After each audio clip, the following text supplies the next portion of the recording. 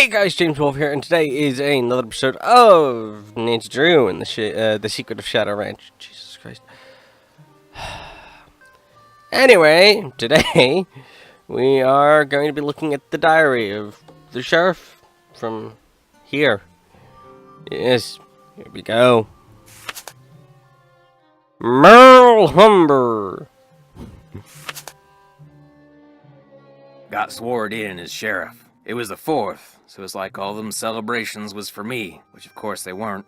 Frances thought up a song and played it on the piano for me. I forget how it went, but it was purty. I'm lucky to have her for a daughter. Hereford Shoup come by with a plant he brung from New York, which he calls Harrison's Yellow. Looked right dead to me, but Frances planted it out back and give it some water, and already it looks to be on the mend. She's 17 and can read and write good and knows her numbers. Hereford's thinking to marry her, but I said she ain't of that mind yet. I'm laughing to myself at this because it's like, she can read and write good and she knows her numbers. Nowadays, it's like you don't know your numbers. But yeah, back in the day, that wasn't really a thing that they stressed. March 30th, 1883. Frances has got eyes for a young man named Dirk. She says he's from Prescott. Cappy says when she plays the piano, this Dirk makes everyone be quiet so he can hear her good. I ain't never seen her smile like she smiles now. I told her to bring him to the ranch for dinner, but she says he won't come because he is too shy. I wonder if that is the truth. April 16th, 1883. Got a letter from the sheriff over in Phoenix about this Dirk Valentine, who is wanted for robbing 2 banks in a stagecoach.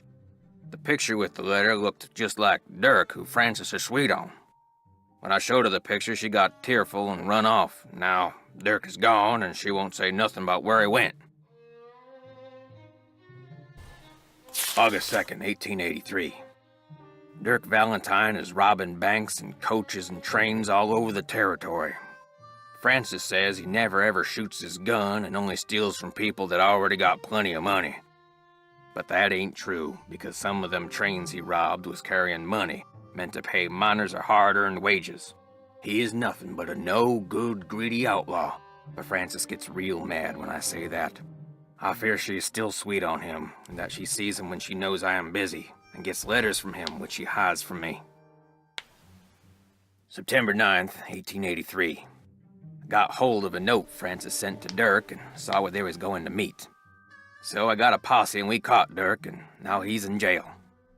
The judge is coming next week, and I hear he is a hanging judge, so Dirk most likely ain't long for this world. Frances won't say nothing to me no more and says she never will again. He's one of them hanging judges. September 13th, 1883. Dirk sent a secret letter to Frances, which Mason got hold of and give to me. I locked it up so she won't ever read it. Frances ain't allowed to see Dirk in jail, of course, and if she never sees his letter, maybe she will think he don't like her no more, and maybe she will stop liking him. Frances's ma would have known what to do better than me. I wish she was still alive. September 17th, 1883. They hung Dirk at noon. I thought I would be glad, but I ain't. September 18th, 1883. Frances took Brownie in my big saddlebag and is gone. She ain't told no one where she's going, not even Cappy. But I know she will forget Dirk, and when she does, she will come home because she's a smart gal and will figure out that I did what I'd done for her. January 4th, 1884. My sister says her little girl Ellie got a letter that said Frances went east and was not of a mind to ever return. I hope this ain't the truth, because I miss her something awful. June 11th, 1884. The Harrison's Yellow, which Frances said was her favorite flower in the world, is just a pile of brown sticks now. I don't know how to look after delicate things like that, so it is my fault that it died. I ain't seen or heard from Frances in a year. I tell people she's on her way home, but when I look in my heart, I know this is a lie. She will never come back to Shadow Ranch, and it is my fault. I'll just have to find a way to live with it. You can tell he was crying here because it is smudged with tears. And I am very sad about that, but we must move on. Want to see what Harrison's yellow looks like.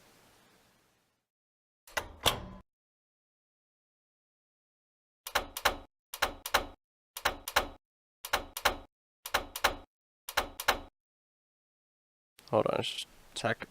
Alright, so this is one of them random puzzles.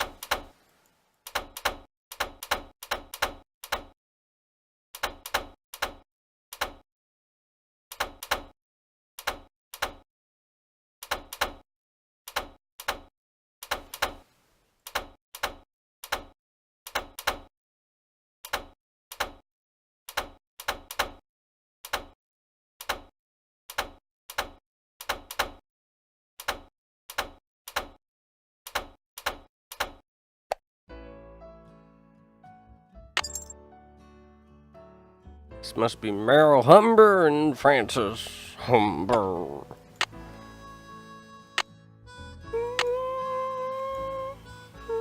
Sorry.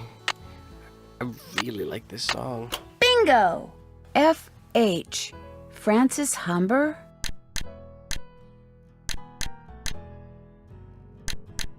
I really hope I don't get copyrighted again because I got copyrighted for German death metal last time.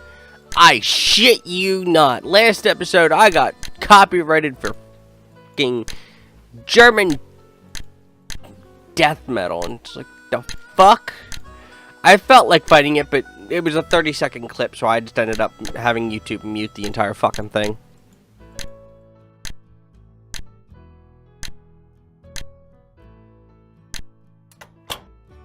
Green bottle under... wonder what that means.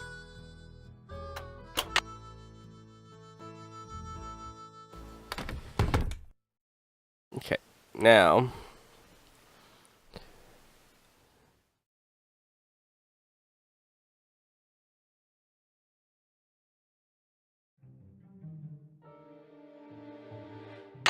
let's call Charlene.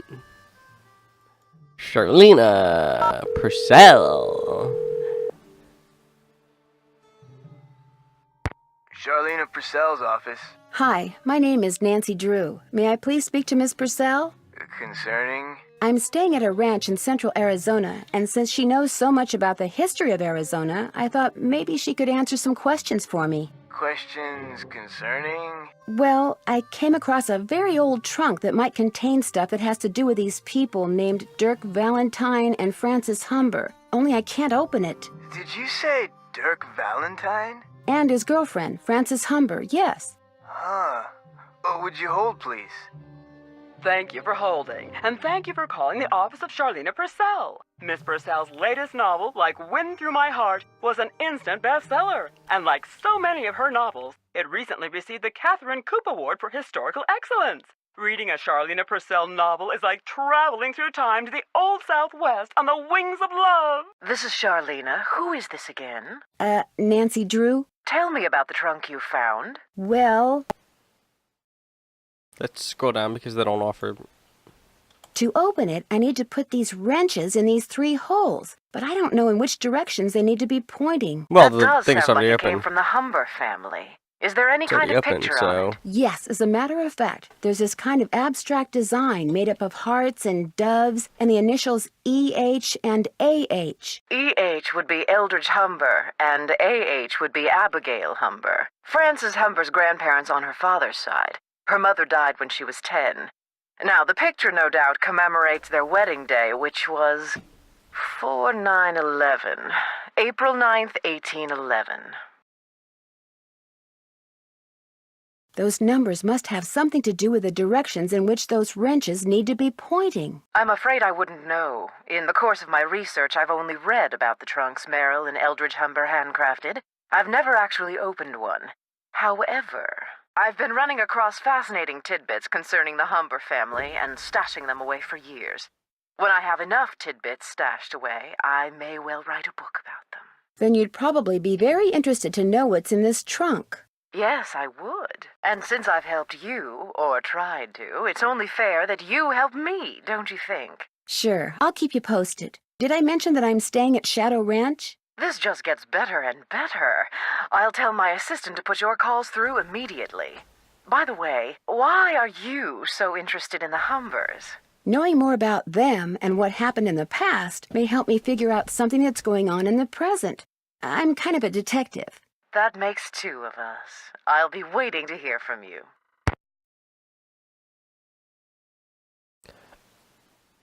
Oh, wait a minute. This is before Last Train to Blue Moon Canyon. Okay, yeah.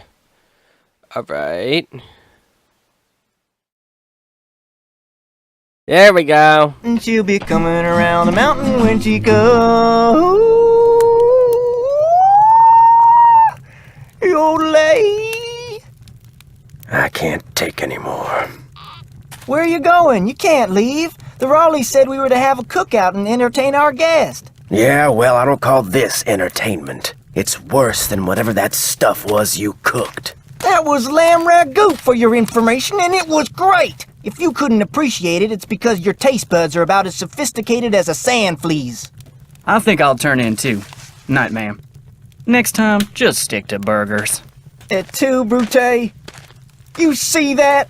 You see what I put up with? Day in and day out, I cast my culinary pearls before ungrateful, uncultured swine. Well, I'll show them. I'll write a best-selling cookbook, that's what I'll do. Then I'll get my own TV show, then I'll do a movie, and while they're out here punching cattle, I'll become a gazillionaire. I would have just stuck with burgers, too. Gosh, Oh, look! Glowing horse!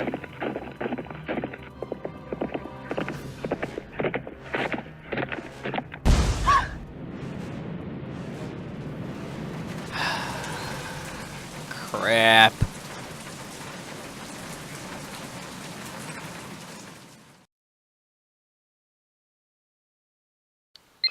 And you say this happened right after that phantom horse showed up again?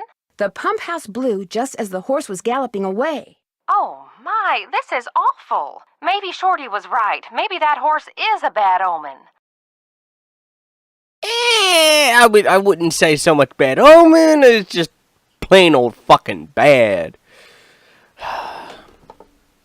I'm more inclined to think that someone is using that horse to divert attention. What do you mean? It's possible that while everyone's attention was on that horse, someone sabotaged the pump house. Why on earth would someone sabotage the pump house? Someone may be trying to chase you off the ranch. But why? That I don't know. Yet. You don't think Tex or Shorty or Dave is somehow involved, do you? It's possible, but I just don't know yet. Oh, my. You might not be safe there. Maybe we should send her home. I'll be fine. Really, I want to help, and I can help. Well, it sounds like we could certainly use your help. Can you think of any reason why someone might want you off the ranch? No, but I'll tell you what. Ed and I will put our thinking caps on, and if anything comes to us, we'll call you. Have you called the sheriff and told him all this? Not yet. Tell her about the storms. Tell me about the what? The storms. You need to be careful when you go riding because it can be sunny one minute and pouring down rain the next. I'll be careful. Good. And if you have any more questions, just call. One more thing. Until I figure out what's going on, it would probably be a good idea not to mention my suspicions to anyone at the ranch. Of course. Keep in touch. I will. Bye. Alright. I think I'm going to leave this episode off here. I don't want these episodes running too long, and I actually need to film a couple of them tonight. So, yeah. Thank you guys so much for watching. Please remember to like, comment, and subscribe. And as always, I shall catch you guys in the next video. Have a great, wonderful day. Bye-bye.